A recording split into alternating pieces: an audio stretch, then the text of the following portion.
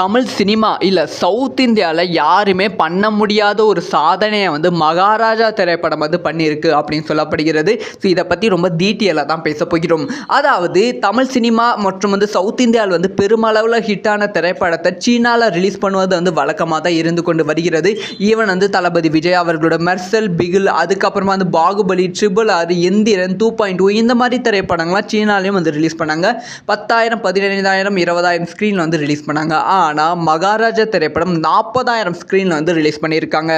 சரி, இதெல்லாம் வந்து நாட்கள் அதிகரிக்க ஸ்க்ரீன் கவுண்ட் வந்து அதிகரிக்கும் அப்படிங்கிற ஒரு விஷயத்த நம்ம சொல்லலாம். ஆனால் வந்து இதுலேயும் வந்து மகாராஜா இன்னொரு தாப்பான ஒரு விஷயத்தை வந்து செஞ்சுருக்காங்க. ஸோ பாகுபலி, RRR திரைப்படங்கள்லாம் முதல் நாள் வந்து ஒரு பயங்கரமான வரவேற்பு வந்து கொடுத்தாங்க. முக்கியம் மக்கள் வந்து கூட்டமாக படத்தை வந்து பார்க்க வந்தாங்க. ஆனால் இரண்டாவது நாள் வந்து கம்ப்ளீட்டாக ட்ராப் ஆகிடுச்சு. ஸோ இரண்டாவது நாள் வந்து மக்கள் கூட்டமே சுத்தமாக இல்லை, பாதி வந்து வசூல் வந்து கம்மியாகி விட்டது. அதனால் சீனாவில் வந்து வெறும் வந்து 1 வீக் கூட வந்து ஃபுல்லாக வந்து பாகுபலியும் சரி RRRம் சரி ஓடலை. தங்கல் மட்டும் தான் வந்து ஒரு பெரிய அளவில் வசூல் வந்து பண்ணியிருந்தது.